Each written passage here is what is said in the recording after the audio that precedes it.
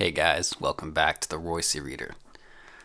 Today's installment will be a reading of the article entitled Chicks Dig Cruelty, which is a continuation of the Chicks Dig Jerks series, originally published July 5th, 2012. Blogger Whiskey has taken his fair share of lumps from the alt-sphere commentariat for his views that white women universally swoon for black cock and for his Scots-Irish sensibilities. But this comment he left over at Sailors contains more than a grain of truth. Quote, "Here's the mechanism. Guys being funny get chicks. Girls being funny get, well, maybe just fame. But say an ugly girl who's a stand-up comedian won't pull as many hot guys as an ugly guy who has the same level of success. Because men value looks while women value fame and social dominance more.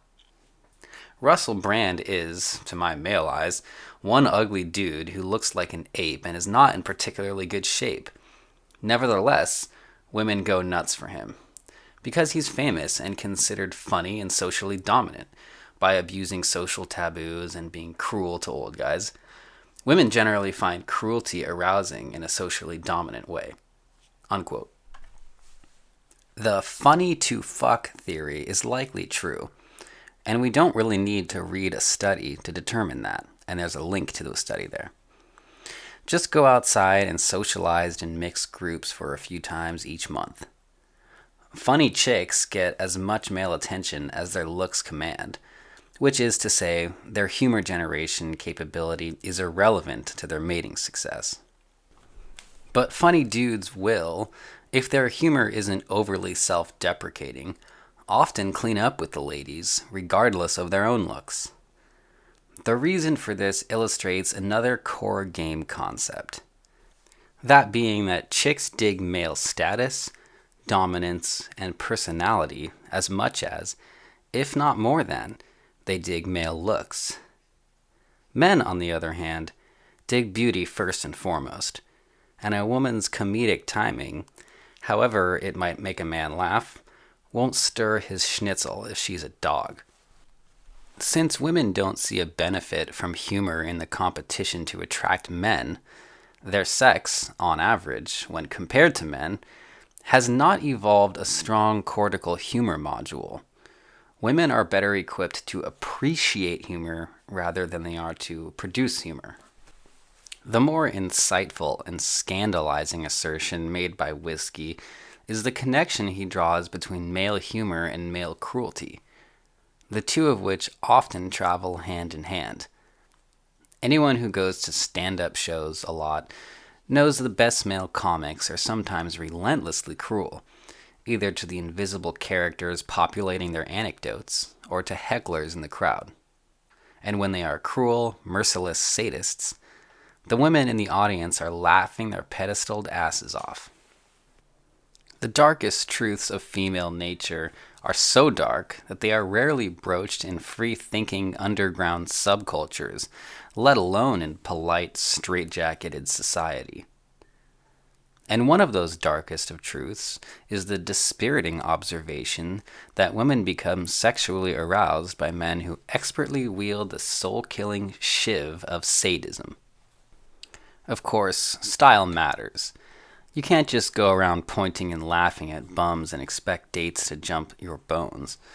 Although if I were pressed to judge competing strategies, I would say your chances of banging a hottie after a date are better if she's watched you mock a bum than if you gave her a bouquet of flowers when you picked her up.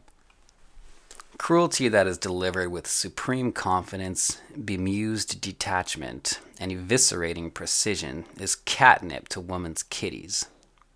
Glib male cruelty says, "I have so much power and self-assurance that I can freely shit in the faces of losers and foes without appearing insecure." It is the mischievous cruelty of the joker that makes women swoon.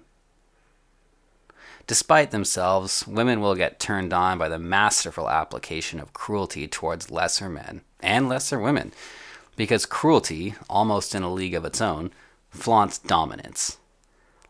Male dominance is to women as female beauty is to men. it's irresistible.